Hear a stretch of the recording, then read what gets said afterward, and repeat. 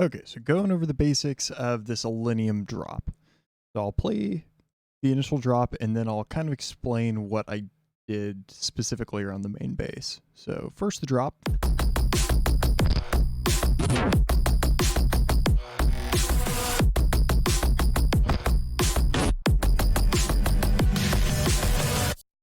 And then my version.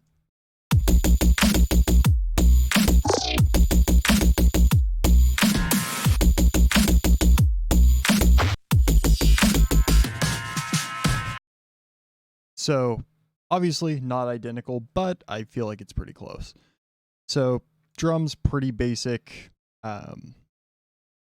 layout, really weird BPM of 90. So it's super slow. But the drums just alternate between the kicks on the 1 and 3 and the snares on the 2 and 4 with occasional little fills like right in here where there is an offbeat snare or offbeat little fill here. That's just a little added percussion to give this guy a little bit of extra top end action going on. And then this little snare fill here with the big wide gated snare.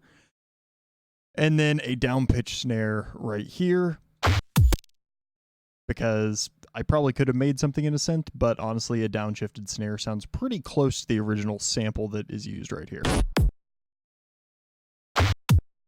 So yeah, just a pitch down snare works perfectly fine right there. And then I just used one of my out of the box Leviathan 2 fills for this portion because I didn't feel like recreating the exact drum fill that happens there.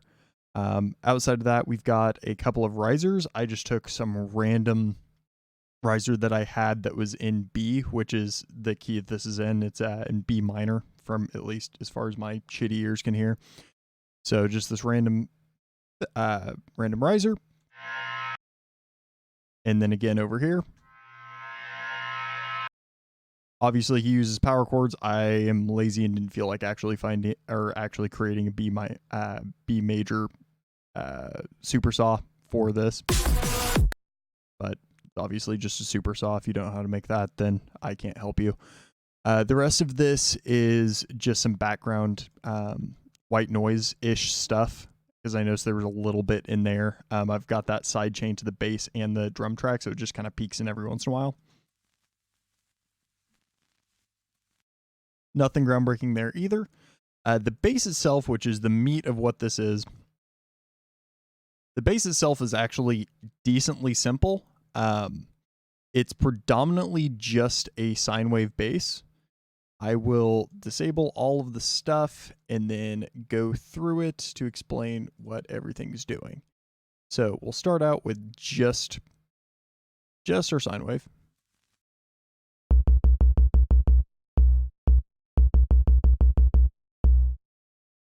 First thing you notice, obviously you don't normally hear the on beat sine wave. So the way that I modulated that is by going into the compressor and messing with the threshold. So this essentially, you could do this with Kickstart, you could do it with LFO tool, you can do it with pretty much anything you want. But what it does is it essentially just dampens the first hit of the bass. And then obviously the multiband aspect of the compressor comes in, that gives it a little bit of top end right there immediately. In addition to that top end, I've got oscillator B here, which is just really any spectral wavetable. I picked this one because it sounded kind of similar to the original. Set to 2 unison with a little bit of detune. So this is just giving you a little bit of extra stuff happening on the sides. And then I'm also FMing from that just to make the main sine wave a little bit grittier. That sounds like this without it. And then when you add it in just a little bit, gives you that nice wideness. Then just a little bit of modulation on the wavetable position, just to give it a little bit of movement. A little bit of modulation on the FM of the sine wave, because it felt like it was meaty for a little too long when I left it just set at that point. Oscillator A and the sub oscillator are routed into a low pass filter. It's very important that oscillator B is not routed into that, because that is giving us that little bit of extra tingle on the sides. The sub oscillator, nothing special, just a saw wave, both at octave 0. Just added in to give the bass a little bit more, a few more harmonics, really just mainly focusing on the second and third harmonics, just to give it a little bit more substance, especially for people that don't have a really low system. Plus this pluck is really meaty, and you get a lot of that from like the second harmonic on a sub. So that the sub turned on, plus our low pass filter.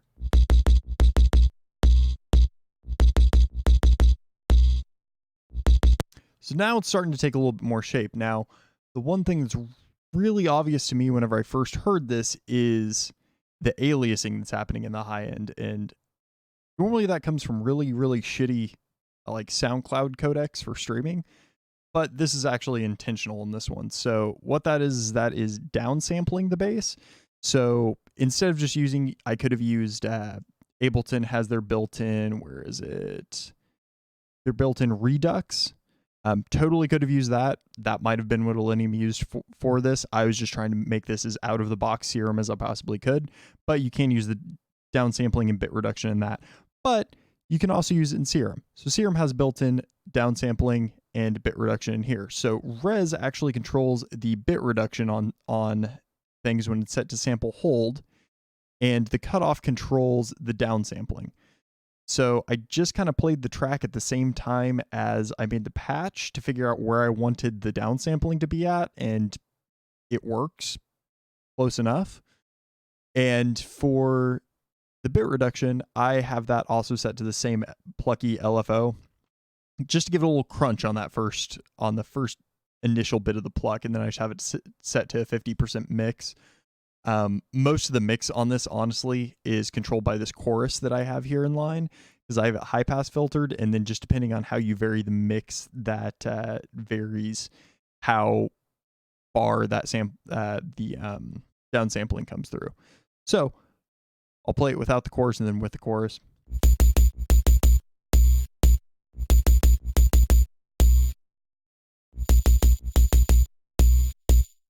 So it gives it that extra bit of movement on the sides that really comes through on the track.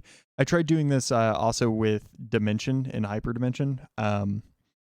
It also worked decently well, but I just kind of found that the chorus made the high end wide and kept the low end more in the middle, and the mids in the middle as well, which I feel like that original sound also had. It didn't have the mid panned out super hard, which is what happens with Dimension when you do that. So you end up with a lot of weird phasing stuff happening, and I felt like the mids were pretty solid on that. Didn't have a lot of phasing, so that's why I went with chorus for that effect instead. Already explained the compressor. I set it to a longer release so that you didn't hear a lot of the chorus coming back in, because with the shorter release you end up with a kind of pulsing effect with the chorus, and then kind of a longer attack too, just so the transients come through.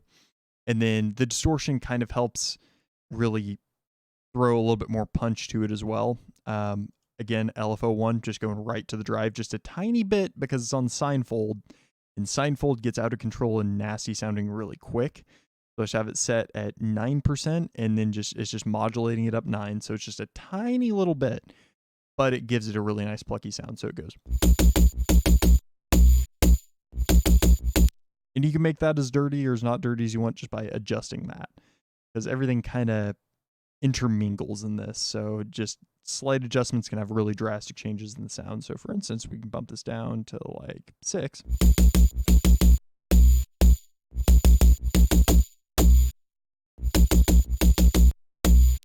So yeah, you can adjust that however you want. And then everything is just envelope 1, which is just Serum's main amplitude envelope. I just left everything standard, dropped the sustain down to 0, dropped the decay down to 324, and then just kind of messed with the envelope here, just totally to see how I wanted things to sound. But it is, of course, also being modulated, or the threshold itself is being modulated here, as well as the drive on the distortion. So that'll also give it a little bit more of the plucky aspect. At the end of it, it was sounding a little thin, like this.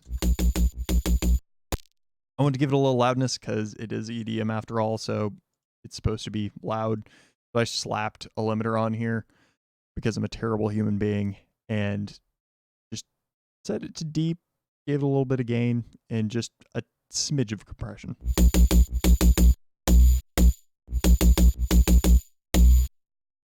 And that kind of gave it a little bit of extra distortion. All in all, came out pretty well.